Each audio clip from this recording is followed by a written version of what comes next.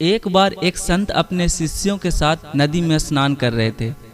तभी एक राहगीर वहां से गुजरा तो महात्मा को नदी में नहाते देख वो उनसे कुछ पूछने के लिए रुक गया।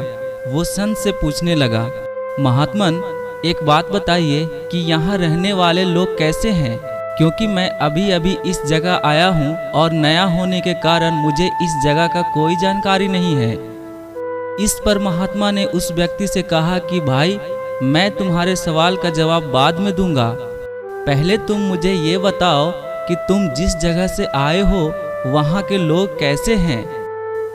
इस पर उस आदमी ने कहा, उनके बारे में क्या कहूँ महाराज, वहाँ तो एक से एक कपटी और दुष्ट लोग रहते हैं, इसलिए तो उन्हें छोड़कर यहाँ बसेरा करने के लिए आया हूँ।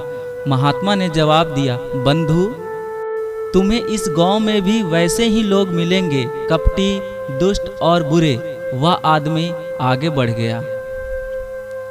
थोड़ी देर बाद एक और राहगीर उसी मार्ग से गुजरता है और महात्मा से प्रणाम करने के बाद कहता है, महात्मा जी, मैं इस गांव में नया हूँ, परदेश से आया हूँ और इस गांव में बसने की इच्छा रखता हूँ, लेकिन मुझे यहाँ की कोई खास जानकारी नहीं है, इसलिए आप मुझे बता सकते हैं ये जगह कैसे हैं और यहाँ रहने वाले लोग कैसे हैं। उस व्यक्ति ने महात्मा से कहा, जहाँ से मैं आया हूँ वहाँ भी सब सुलझे हुए और नेक दिल इंसान रहते हैं।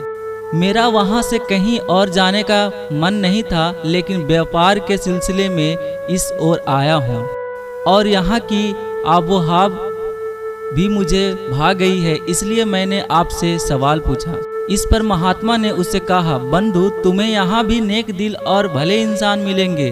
वह राहगीर भी उन्हें प्रणाम करके आगे बढ़ गया।